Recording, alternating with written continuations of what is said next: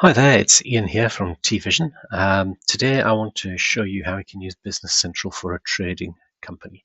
So if you buy and sell items from vendors into customers, doesn't matter whether you're buying those items, receiving them, storing them in a warehouse somewhere, then later on you're selling them to a customer and shipping them out, or maybe you have a business where you take orders from customers.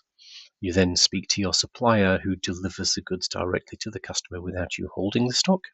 And it doesn't matter whether those items that you're selling are items that you keep in inventory all the time, if it's one-off items that you're only going to buy one time and sell one time, or even if it's something that you don't keep in stock, for instance, digital content or something that you sell. Doesn't matter what your scenario is, Business Central has the tools to help you do that. If we're going to be buying and selling items, the first thing obviously you'll need is some items on your system. So I'm logged into Business Central here, standard system. Let's just have a look at our items. So here on our list of items, I'm going to choose the Athens desk. Let's have a look and see what we can see about this Athens desk.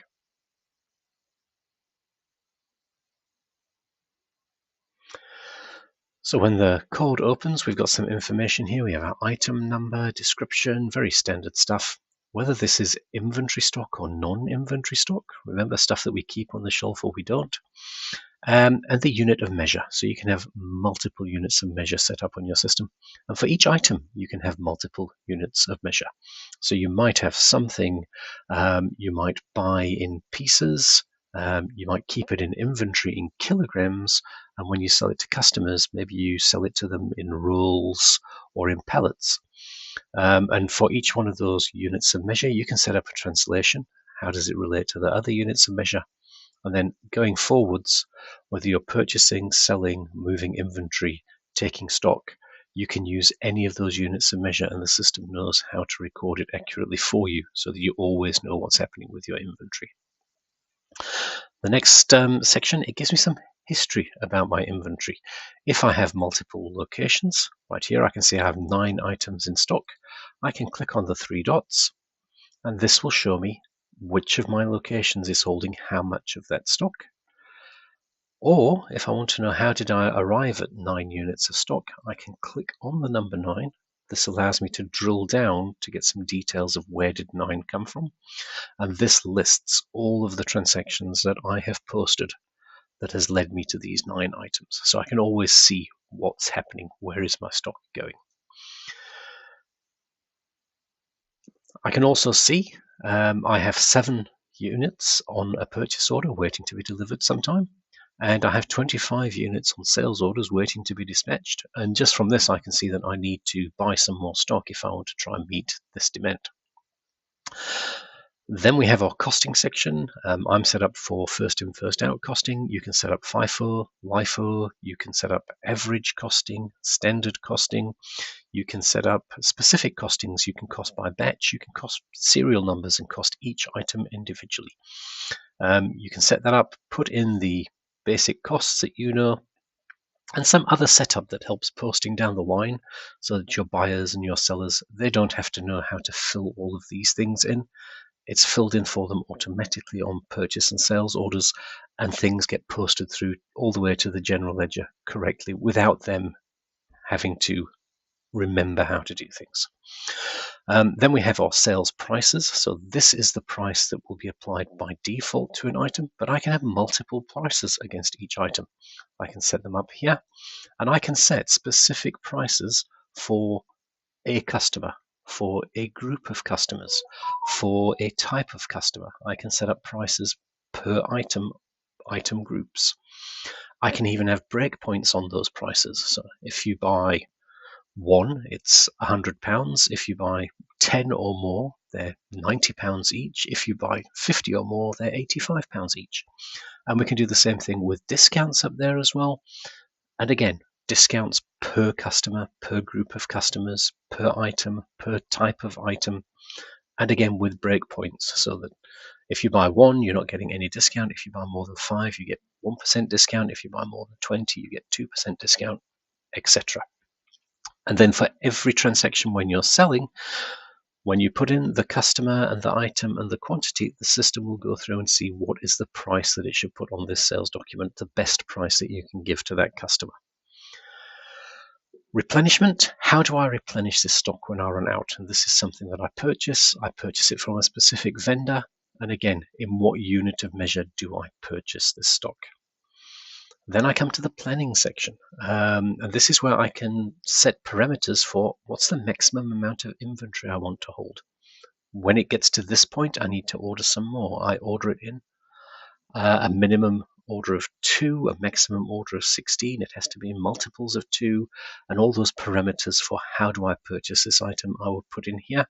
And if I have a very specific batching or serial numbers, I would set up that down here, and specific rules for the warehouses, I would set that up down there. When we're talking about stock and keeping stock, obviously we keep it in warehouses or storerooms.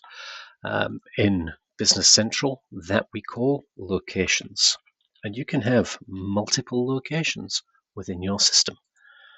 In this system, I have 4 real locations set up and 2 in-transit locations when goods are traveling between my locations. So let's just have a look at the East location. Again, every one of these locations can be set up individually with different rules, different setup. So this is where you would say if it's an in-transit location, that makes the stock unavailable for orders because it's still moving somewhere on a truck. Basic information. And then within the warehouse, do I have specific rules on certain types of transactions? Do I have any rules on production, assembled, or project items? Is it mandatory for the people in the warehouse to use bins? If they are using bins, which bins for receipts, which bins for shipments? Notice we've got cross-docking as well. Which bin would I use for handling cross-docking, etc.? And then the policy for those bins. Do you have special equipment? Do we want to check capacity, volume, weight restrictions for shelves, etc.?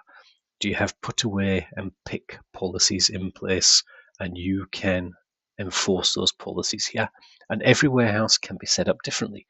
So my main warehouse might have all of that functionality turned on, but my little satellite warehouses here in the East, North, and West, maybe they just have the basics turned on. They don't need all that fancy technology. Once I've got my items and my locations, I want to start trading. I want to start buying some stock. So you will notice if we go back to our home screen and we look at the purchasing menu, there's plenty of stuff here to do with purchasing. We have the idea of purchase quotes, purchase orders, purchase invoices. You can, if you wish, speak to 3 suppliers, get 3 quotes, capture those quotes, decide which one you like the best, click a button and turn it into a purchase order. You don't have to do the quotes. You can just start by capturing purchase orders if you wish.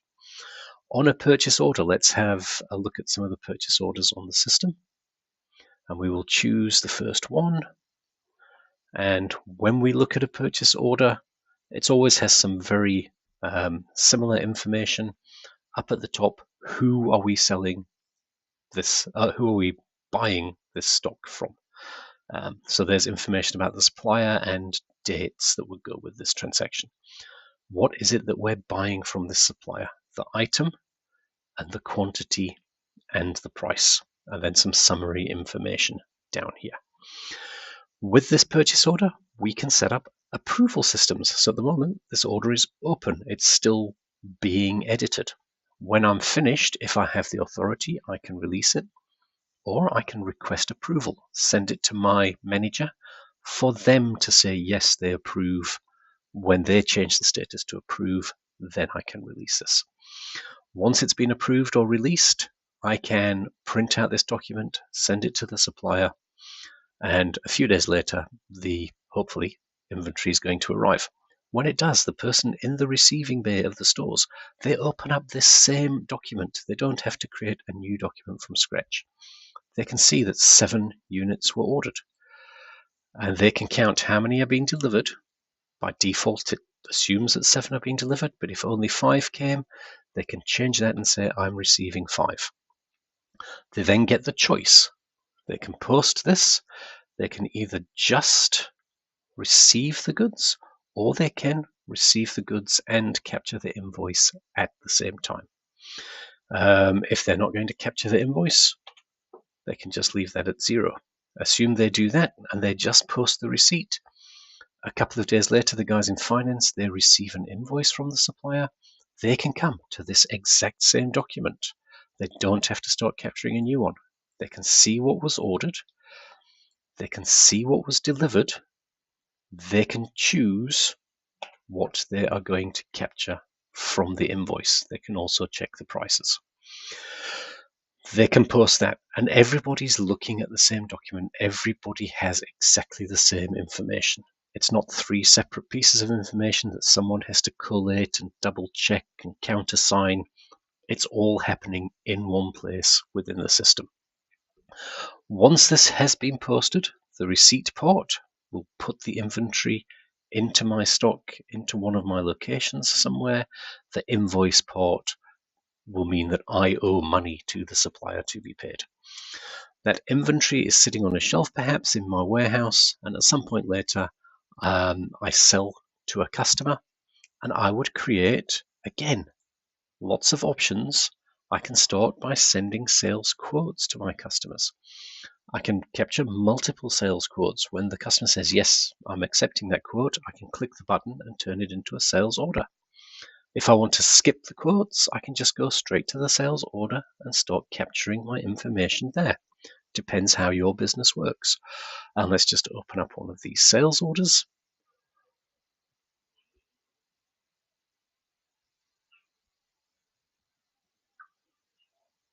Okay, and it opens up. And we can see, who are we selling to? What are the dates for this transaction? What is it that we are selling? What quantity? What price are we selling it at? And again, that price, the system will go and it will look for the default price for this. It will look for the customer specific price, the customer group price, and it will bring back the best possible price that you can give to this customer. You can still, at this point, edit this. Maybe you round it off to 905 because you have the authority to do that. Again, you can have approvals on here. If people are putting in discounts, you can send it off for approval before it can be released. Once you release this, you can send it down to the guys in the stores and they can start doing their picking and shipping this off to the client. If you're on a simple warehouse system, they can actually come into this document and they can capture their shipments here. Exactly the same way. We see the customers ordered 12. How many am I going to ship? If I have 12 in stock, I'm going to ship 12. If I've only got 10, I will change it. And I can choose just to ship this or to produce the invoice and send that with the stock. So it can either be one step or it can be 2 separate steps, just like it was with the purchasing. At some point, we've received our stock, we sold our stock, and customers pay us. Hands over to the guys in the finance department. They will do their cash receipts journals, and that will deal with the financial side of getting money from your customers. And then obviously you need to pay your suppliers, and we'll do that through a payment journal. And when we look at payment journals, there's some nice functionality in there. We'll just open one up. And within a purchase journal, you have the option. I've already got a half prepared document here. When you prepare a document, you can ask the system to suggest vendor payments.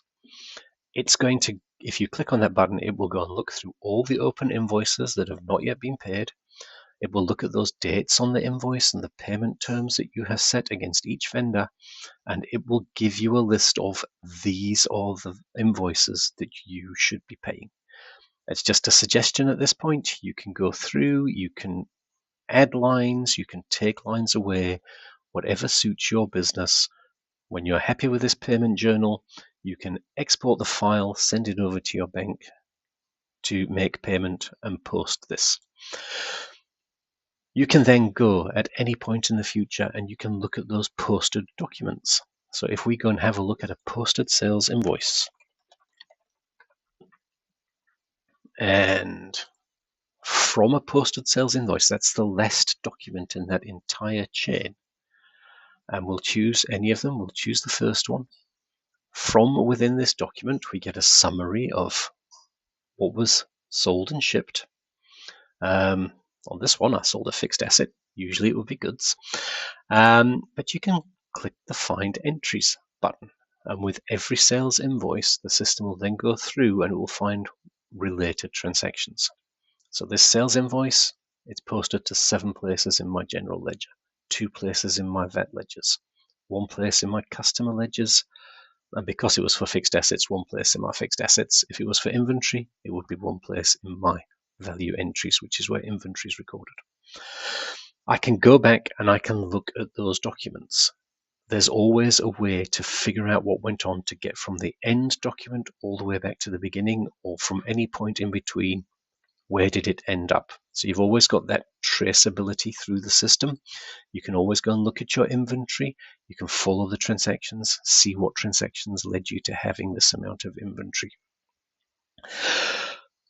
Once you've done all that, you need to store it again. This entire cycle continues. If you need to buy more stock, put it in your warehouse, or get more orders from your customers, etc.